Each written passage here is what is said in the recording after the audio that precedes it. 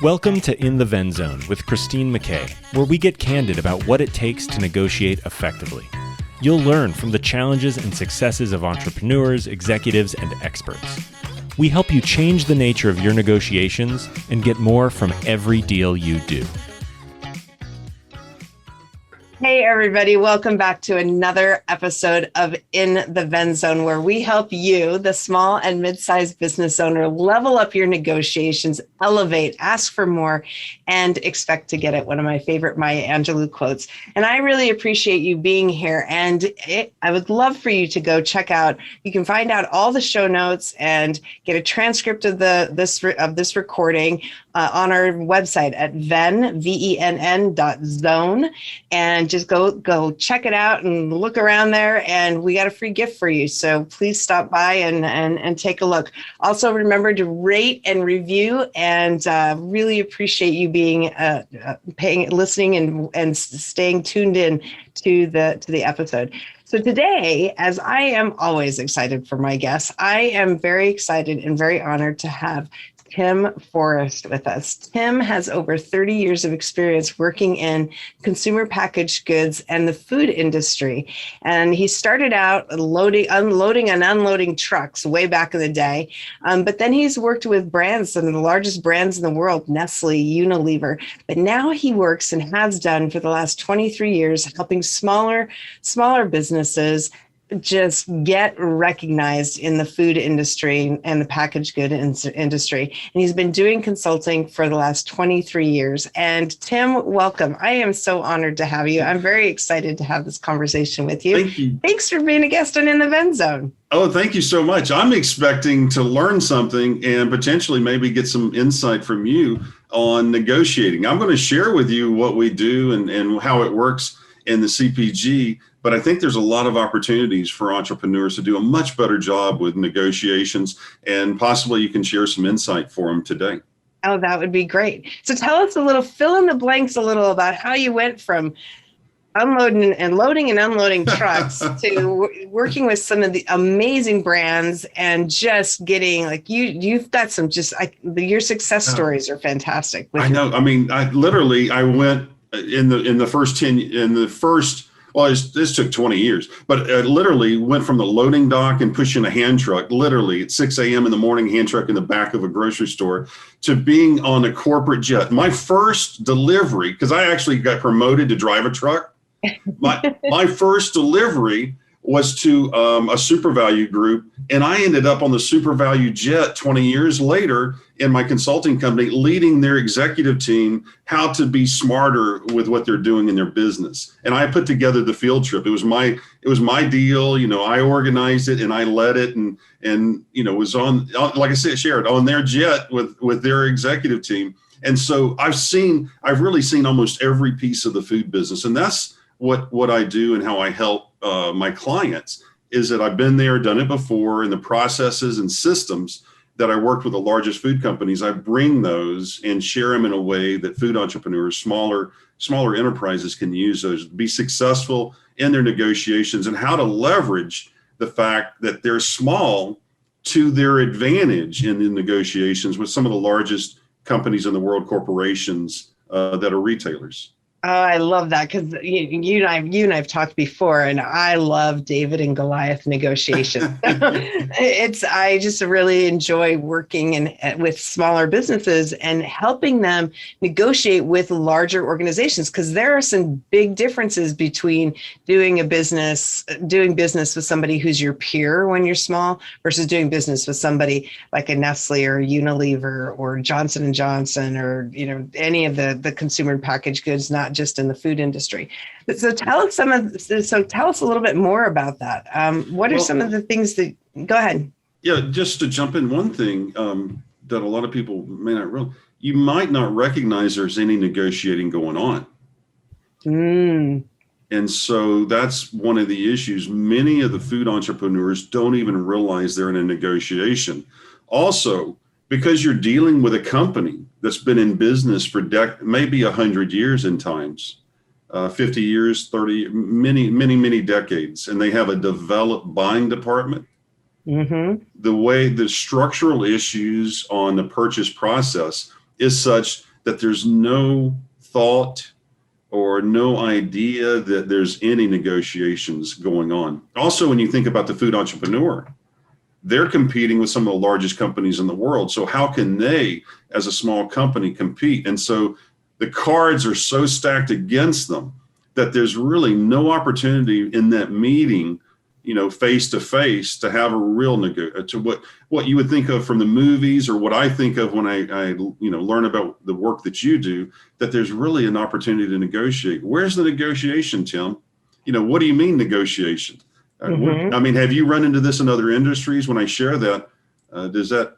Well, a lot of companies think that they can't negotiate. It's one of the classic issues or challenges that smaller businesses have, is that they, big companies will slide a contract across the table and say, we don't negotiate it. So that's kind of one scenario. We don't negotiate, which that's not true. They will negotiate, and you better negotiate that contract. And the other times they'll just they'll be in a conversation and they won't recognize that they're actually negotiating, and they'll agree to do things that end up in a contract. And it's like, but you said you'd do that, right? It's like, but there was no structured thought to it.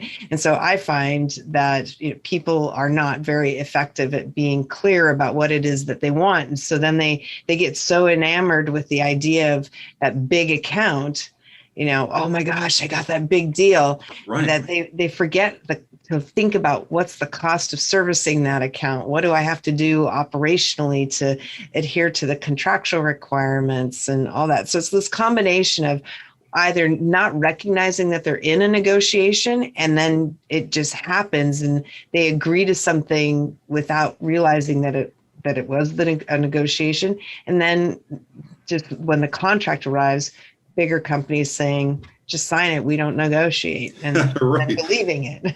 Yeah, so and it's even worse. In every industry. I've not seen an industry that doesn't do that. It's even worse in the food business with retailers, because oftentimes there is no contract.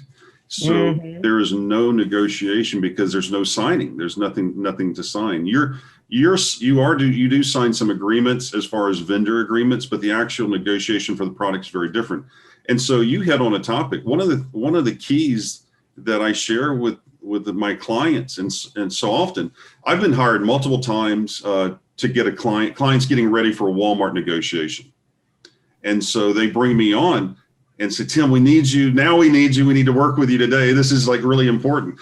And so we start the process. And then by the time we go through the process of preparing them, they realize, oh, I don't need to be in this negotiation. I don't need to work with them as a client. That's not the right fit for our business at this point. And that leads to one of the first things I'm asking or working with my clients is get into a position where you are negotiating with someone. Get into a position where you have a lot more leverage. There's no reason to go to Walmart when you're a very small business. There's opportunities in your neighborhood. There's places you can go where you can actually negotiate. The person you're talking to can actually make a yes or no decision and is also a financial buyer. So let's start there and let's begin negotiating there. And it can be a different picture in that situation. And I love that. And I say that too. So I've worked across a lot of different industries, and I see this phenomenon in every industry I've ever worked in, whether it's financial services, high tech, telecommunications, oil and gas, you name it, it's on all of them.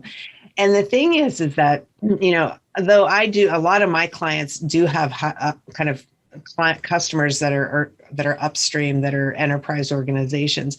You're right. Most of the time it's, that smaller company shouldn't be looking at doing business with a big organization. They can, but there are a lot of times when there are alternatives in the market that as potential customers that make more sense, that aren't going to be as demanding. I was doing a negotiation with British Telecom a number of years ago. And, one, their contract's over 100 pages long. Two, they have an operational manual that's referenced in the contract. The operation manual is over 100 pages long.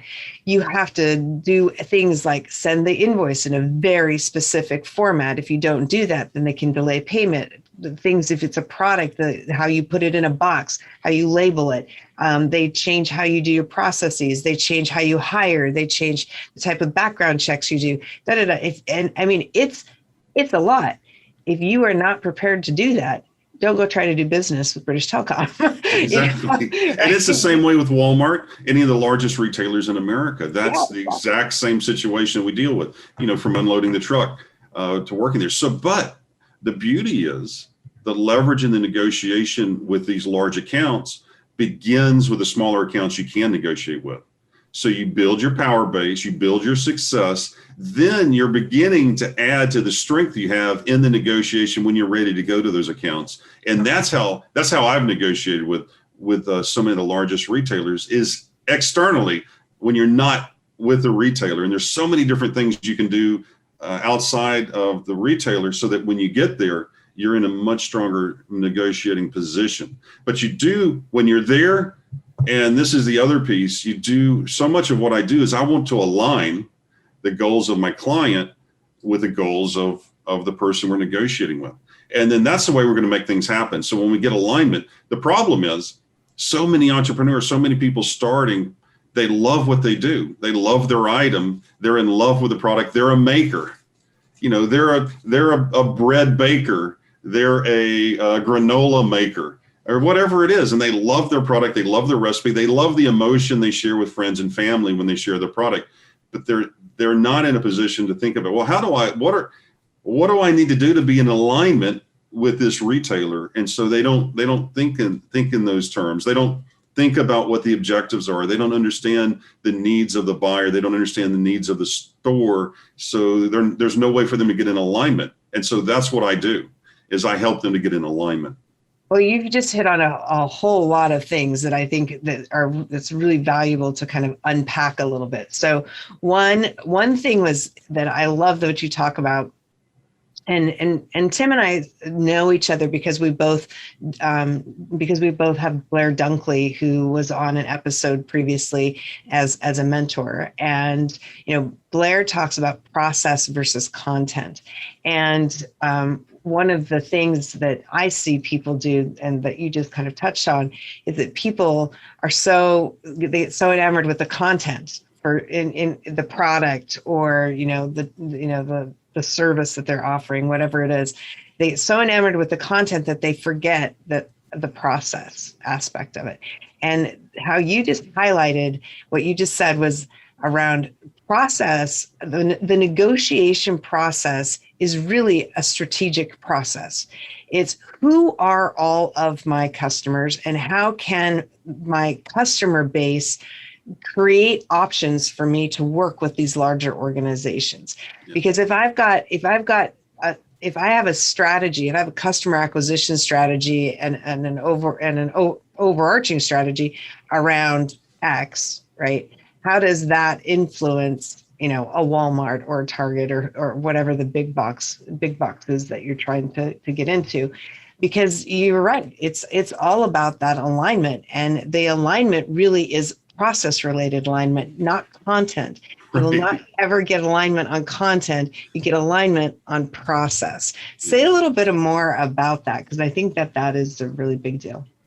Yeah. So what's the buyer looking for? And so what I figured out after, so when I spent a decade with the biggest brands in the world and making presentations and developing marketing programs and doing this, I really didn't understand. I was doing it, and I knew what I was doing, and I knew how to be effective, and we were having tremendous success, but I really didn't understand the basics. No one ever sat down and said, this is what we're doing and why we're doing it. I just kind of went along with the programs, and then we found success. But I decoded after years of being a consultant and then teaching all my clients, hey, where the gaps are. I realized I was repeatedly sharing, we need to do this, we need to do this, we need to add this, we need to think along.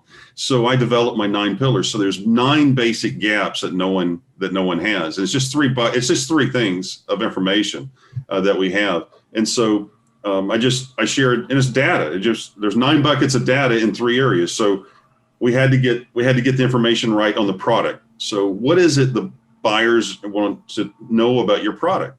And so there's just really three basic things there. We need to know about who is your shopper, and then we need to know how we retail it. So those 3 things. And so we just went there. The key on the product is it's innovative.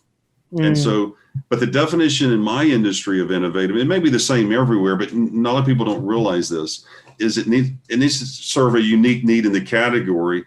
But the other piece of that, then this is where we have to spend all our time. There has to be a market. So consumers need to understand they have a need and they're willing to spend money for that innovation. So those 2 pieces, that's the key. That's what they're looking for. And that will unlock so much of the world for you in these negotiations with big retailers. If you can define that, demonstrate that, and you're very clear on what that market is, and then you just share who the shopper is, who's your shopper, who wants to buy this, who has that problem, and then share with them how many of them frequent their store. And there's ways to figure that out. And then you just share with them. The last piece is, okay, well, then that makes sense. And then share with us, tell me what is it going to do for my store? How have you been successful in other stores? How are you going to drive more shoppers to my store? And the last piece that I've never, in one time in 20 something years of consulting, has a client of mine had this prior to me talking to them, but a business case. What's the business case? How much money are you going to make? And this is the thing that so many of the entrepreneurs don't understand. And this always, I bring this up, is the buyer is looking for these small food entrepreneurs to make them richer, not to make you rich in serving them. And so many food entrepreneurs, they don't understand. They're saying, Tim, I can sell $8 million. You can sell millions of dollars to these retailers. I'm going to sell $8 million. It's going to blow my business up, or 10 million, my investors, I can pay off my house. I can do all these things with this money, but that's the total wrong way to think about it. The buyer wants to know, how are you going to make them rich? And so that kind of like short circuits so many people, but that's the case. Go in there with the idea that you're going to make them rich. And so many people have issues when I share that, but we have to get over that. And that's really what it's all about. Well, I think that, but it always is astonishing to me that people are surprised by that, because it's the what's in it for me, right? And right. It's people want to be able to buy things, and in my brain, and we're going to cut that part out because my brain just did a hiccup. Oh, that's no problem. It keeps happening every time. I didn't even notice it. So give me a second.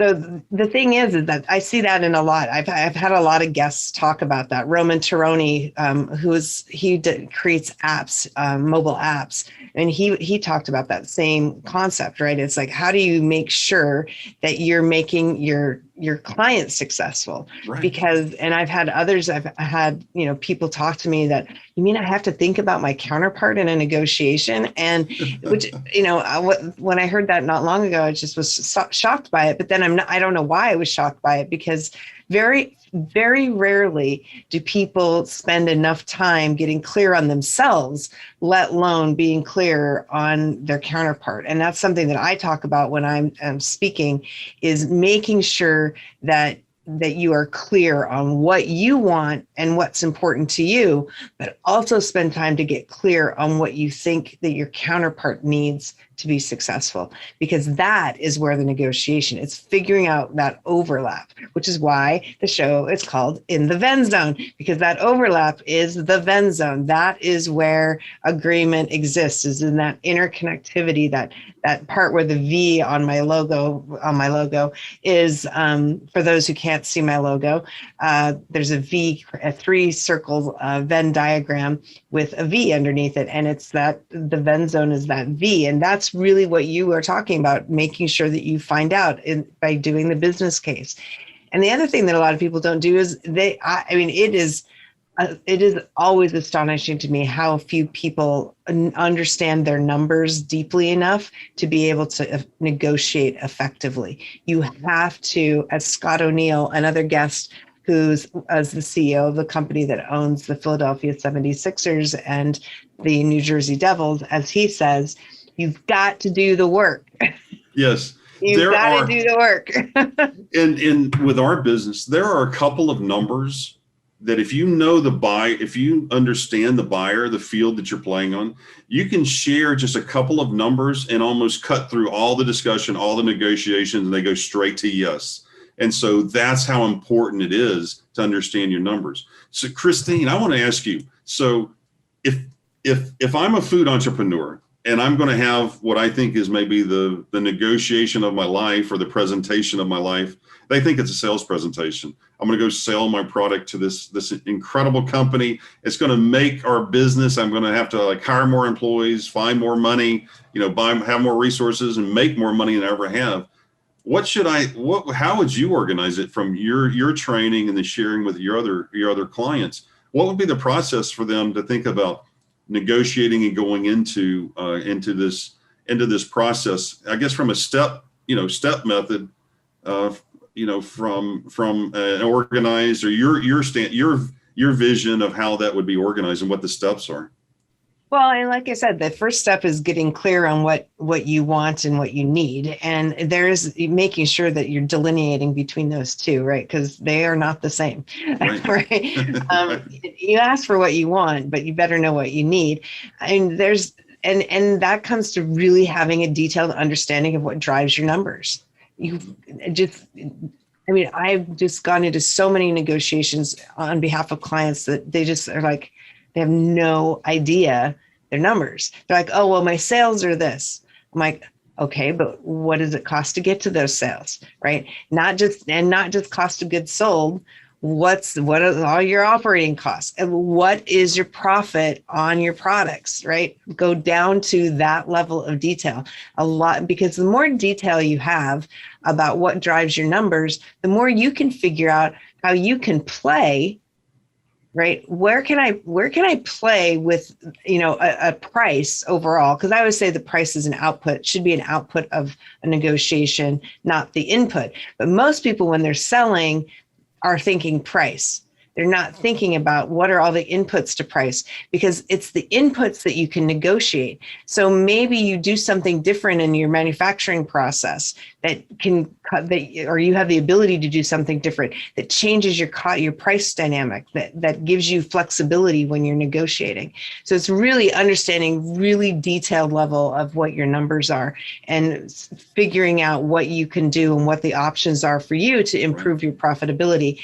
And then it's researching the living daylights out of your counterpart. And when I say counterpart, I mean company and person, right? Because you're never negotiating with a company. You're always negotiating with a person, unless you're with Walmart. And although I have never negotiated with Walmart, they try to make sure, my understanding is they try to make it so that very difficult to build a relationship with their buyers. But that creates a leverage. I have a friend who actually does negotiate with Walmart, and he loves negotiating with Walmart because he's like, they switch their negotiators out all the time. Their buyers change really quickly because they don't want you to have a relationship. Well, guess what? They lose institutional knowledge when that happens. So I can bring up crap that I brought up 10 years ago or 5 years ago or last year sometimes because they keep changing them. He's like, that's okay. I'm good with it. But it's also understanding doing a lot of research on your counterpart, reading their press releases, if they're public, reading their financial statements, reading analyst reports, what's going on in the industry, what's the CEO, what's the company saying to the public, what messages are they trying to convey, how have those messages changed over time, reading their financial reports, what are some of their, do they have contingent liabilities, what does that mean? I'm very data oriented because I'm looking for clues. I'm looking for the information that tells me where does what I offer and what I do and what I bring to the table, where does it match? Where is that Venn zone? Where is that overlap where we have common ground? And then how can I craft my message to leverage that, to meet that, because that's where the negotiation happens. That's where the start of the negotiation happens. And so that's the first thing is, and I was, Josh Weiss, who is a professor at Harvard's program on negotiation, was recently on the show. And he said if negotiation, if you break it out into three main steps, preparation, engagement, and implementation, 70% of the work effort is in preparation. And I agree 100% with that. 70% of it is preparation, and very few people are effective at preparing in a detailed enough way. Because when you prepare at a deep level of detail, you create options for yourself. It's that in the conversation of negotiation, because negotiation is a conversation about a relationship, and you cannot run a relationship, but you can get more value out of it. And so when you are really prepared, it gives you the ability to be resourceful in that conversation. And it totally changes the dynamic of the conversation and of the relationship overall. That's awesome. That's tremendous. Thank you.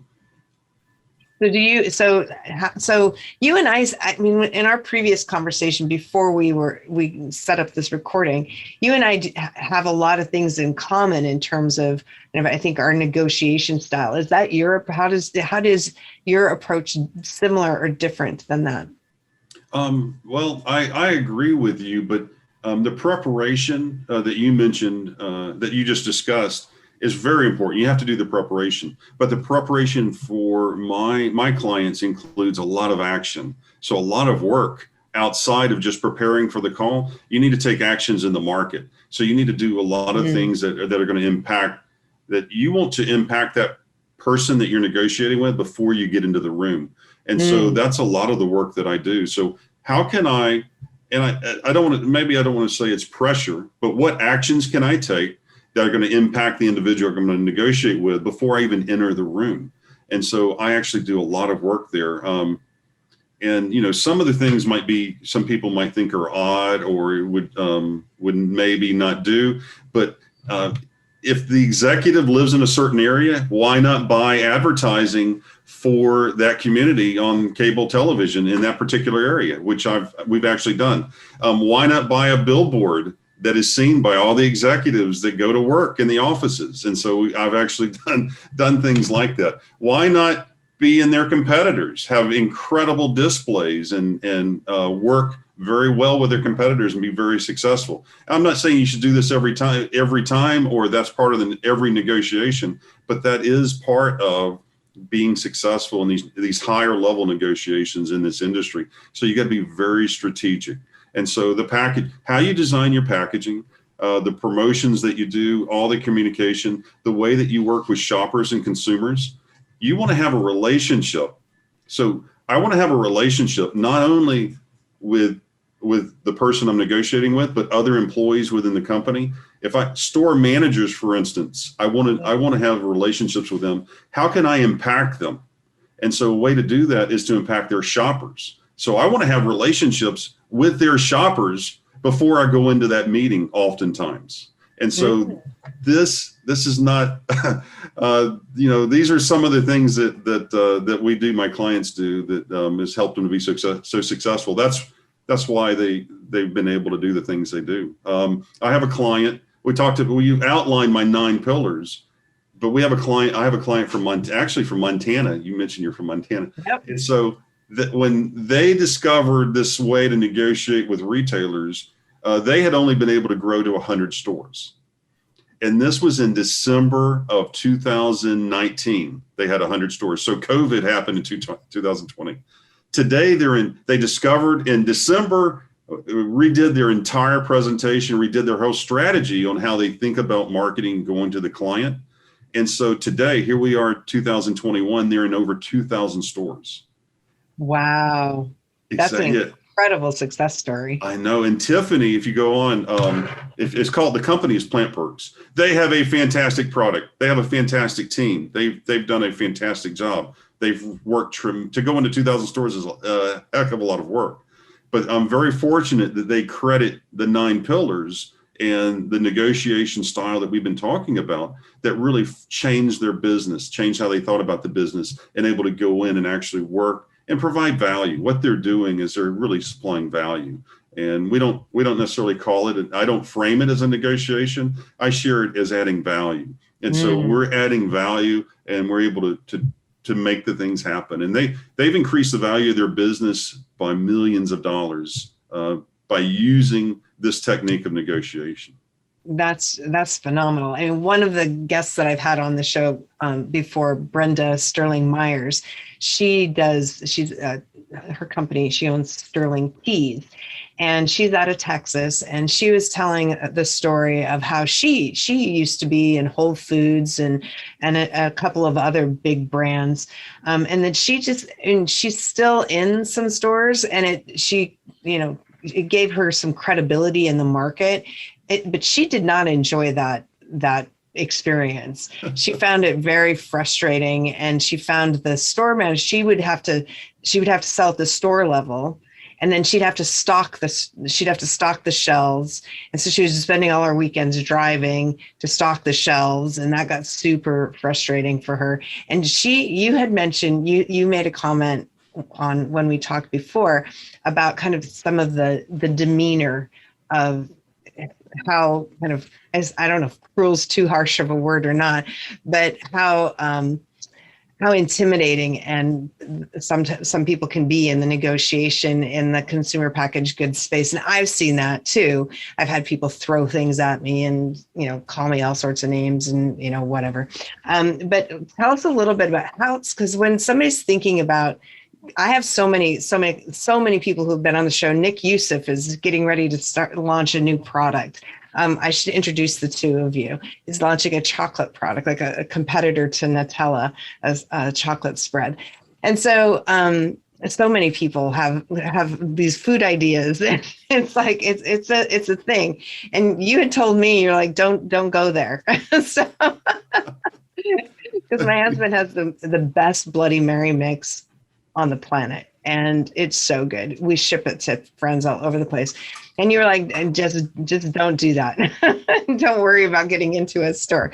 Tell us a little bit about, if somebody's thinking about kind of, doing a food product, what are some of the things that they need to be thinking about if they're just starting out? Okay, well, the first thing you need to think about is how much fun. Okay, so what's happening is, and I get this from so many people, the food business and food is so fun. When I worked with Keebler Cookies, I figured out, it's a long story, but I was able to open up Saudi Arabia grocery market for them. And I put that together over 20 years ago. And so that was really the start of my international work. And it's just the dynamics of the business are so different. That's what I want to share with you, are so different from sharing food. When I was on an airplane, I could get sharing a sample of my my Keebler cookies. So if I had samples with me, I could share those samples at the airport, and it wouldn't be unusual that I could get moved up to first class if there was an available seat back then. And so to be able to share samples, give out cookies, people love you. And so anytime you're at the lake, you're on vacation, you're at an event, you're having a sporting event, a party at your home, and you prepare fresh food, fresh ingredients, and you serve it warm and fresh, and everyone's in a great mood, they're going to love it. And it's an exciting time. And it's that emotion is so fun, and it fills me with so much joy to be a part of food. But that's not the food business. The food business is totally different. It's a whole different ballgame. For instance, at times I have gone years with buyers, and they've never tasted my product. They don't care how it tastes. They're not excited about it for the most part. And it wasn't until I dealt with a retailer that did care about taste that I realized that earlier in my career that all these buyers weren't tasting my product. They were looking at something totally different. They were interested in the business and the dollars behind the food products. And so first off, you have to understand that. The fun aspect, the wonderful aspect that we love so much about food, that is totally different from the food business. So we need to understand that first. Mm. The second thing, so we want to share. So I want to share with people. Go ahead and share your food. I really hope someday to have a gift of your product from your husband. Send me the mix, the Bloody Mary mix. Tracy loves Bloody Mary. So I look forward to that. Now, the second piece of that, and this is what I always share with people, is begin to sell it. Even if you just have your friends and family pay for the ingredients, get some money for the product. And will they? And that's the question. Are they going to? I know that I have family members, their cakes are so good that people will, please make me a cake. Here's the money. And you can learn about that. If your friends and family aren't going to pay for your product, or you can't find someone, if you can't sell the product for any amount of money, any amount, then there's no business there. There's a reason. They're getting it somewhere else. They don't want to pay you for it. It's more convenient for them just to pick it up at the local Safeway than it is to deal with you. The quality is not that big a difference. They get it for half the price, wherever, the local bakery. So begin to sell the product. Then once you understand and you realize there's maybe some interest there, and then you can start thinking about is it really innovative, and are people willing to pay for it? That's the nugget. That little spark, if that's there, then we can do millions of dollars. And I've taken multiple clients of mine from non-revenue to over $1 million in revenue by understanding that spark and being able to expand it and go forward. And that's the key. And that is the difference between sharing your food with people that we love to do, and then thinking about the food business, and then, exchanging that value for money. And so that's the beginning of it. That's what I think leads to everything. I love that. And you made a comment earlier, and especially with food. I mean, we all love, I love my husband's Bloody Mary mix, right? Yeah. I make really, there's certain foods that I make that I love to make, and I love to share them. I make really great fried chicken, and people love my fried chicken, but am I going to go into a business to make fried chicken? No, because people don't eat enough of it. And I mean, but the business isn't there, right? Yeah. And so I love how you say that. It's, you can love the product, but is there a business in that product? Does that product have, is somebody going to buy it? Is it going to have appeal? And is there a business case for it? I think that's fantastic. Yeah, because we just talked to this, our whole conversation was about negotiations. And so you've got to know your numbers for the negotiations. And that's what is, unfortunately, that's the business. A great tasting product. And I share this all the time. My friend, Wally Amos, is in the cookie business as well. And so Wally taught me this, and we were working on a project together, and he shared with me, I don't know how it came up, but he said to me, he goes, Tim, I don't need a recipe. That's what he said. And he gave me the recipe. Famous Amos, he created Famous Amos cookies. I was going to say, are you talking Famous Amos cookies? Yeah, so he created Famous Amos cookies, and he actually gave me the recipe to Famous Amos cookies that he started the company with. And Helen Reddy is actually the one that he was an agent. I don't know if you know this, but he was actually an agent in Hollywood with a William Morris agency. He's the first Black agent with William Morris, actually.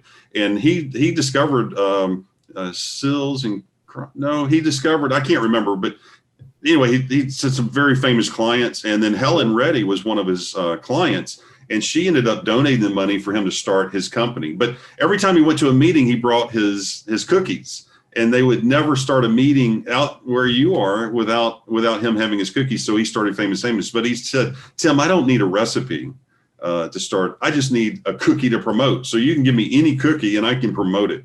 And so what he was saying is, I can build a business around any cookie. And I mean, there are limits to that. I grant that, but it's not about the recipe. You don't build a business on a recipe.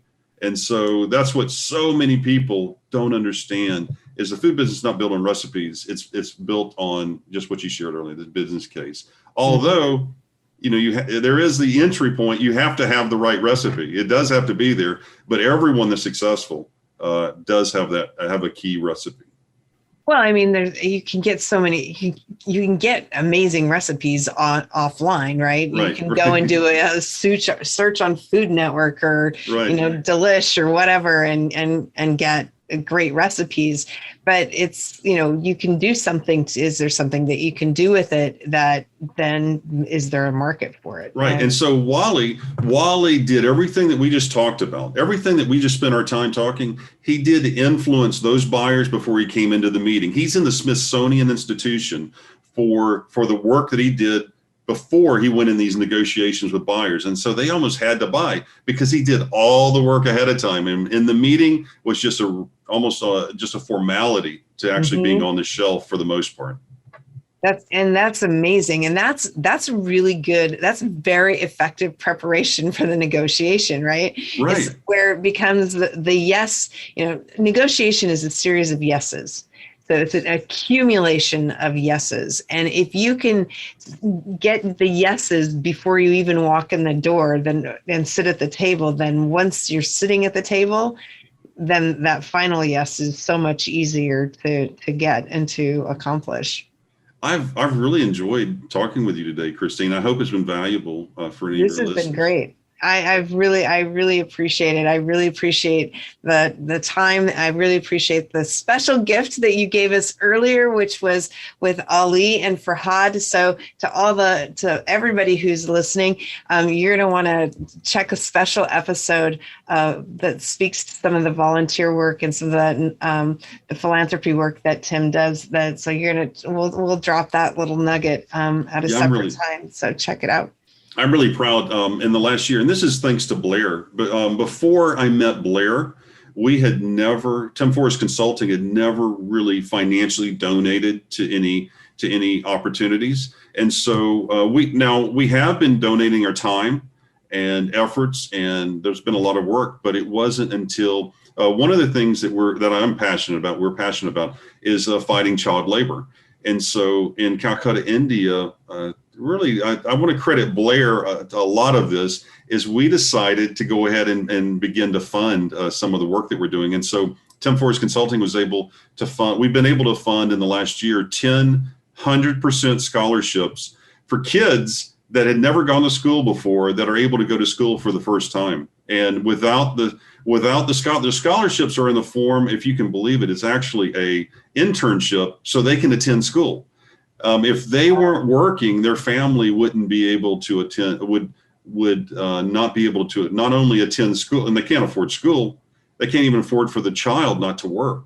So we've been able to do that. Our goal is 100 students in the next few years. And so that's what we're working towards. And then in the middle of all of this, I met Ali and just so amazed and impressed. And I've just developed a friendship with Ali and just going there. As you can imagine, with nothing, I mean, he read a Tony Robbins book 8 years ago, no school, no resources. He doesn't even have he literally at times only has 2 pens. He created a school. He teaches hundreds of students and with no resources, the UN has given him several awards. I'm just so impressed with him, so much I'm impressed with the folks in Calcutta, India as well.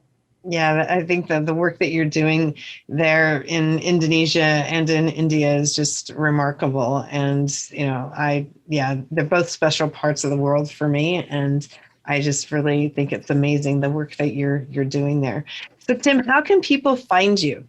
Oh, it's real simple. All they have to do is go to, one, it's going to be in the show notes, I suppose, but timforrest.com. If you just go there, and if you want to talk to me or ask any questions, there's a link there to set up a call, and we can talk about your product. If you have an innovative product and you feel confident about the future, I'm happy to talk with you about the product and see if there's an opportunity or answer any questions. We can talk about it. And then that's really the easiest. Also, I do take a lot of pictures of the ocean. So there's island sunrises. If you go to islandsunrises.com, you can see some of my pictures. But the easiest way is just go to Tim Forrest and then set it up. If you want to send me a note, you can send tim@timforrest.com as well. And I can answer an email question. Yeah. Fantastic. And did you have a gift for the audience? Yeah, sure. So we've been talking fast and quick about this, but I'm happy to I'll send you 2 gifts, actually. I'm going to send you the 8 steps to negotiating with big retailers. And then I'm going to send you my 9 pillars. So that's it's an outline of the 8 steps. And then I'll send you also my 8, an outline of the 8 pillars as well. But the 8 steps incorporates the 9 pillars into it. And all you have to do is go to timforrest.com and just say 8 steps to negotiations with retail. The link will be down below. But that's roughly, I know that's the link, timforrest.com/8 steps. But the link will be down below as well. Well, if you go to ven.zone, you'll be able to check out the show notes in detail, and all of that amazing information will be there. And Tim, it has just been a fantastic conversation with you. I've really enjoyed it. So thank you very much for being a guest on In the Ven Zone. Thank you so much. I appreciate it. I had no idea I was going to be this moved and this excited during our call today. I loved it. I really enjoyed spending time with you as well, Christine. Thank you so much. Thank you. And to everybody who's tuned in, whether you're listening to the audio on your favorite podcast channel or you are watching on our YouTube channel at Ven Negotiation, we just really appreciate you. Thank you for gifting us your time. And just remember, negotiation is a conversation about a relationship, and you cannot win a relationship, but you can get more value out of it. So happy negotiating. Check us out again on VenZone. Rate, review, subscribe, rate, and review, and all that good stuff. And we will see you on the next episode of In the Ven Zone. Have a great day, everyone. Bye. Thank you. Thank you for joining us for this episode of In the Ven Zone with Christine McKay. We invite you to visit our website at www.ven.zone to access the show notes and other helpful resources. Empower the negotiator in you and successfully level the playing field. Join us again next time here on In the Ven Zone.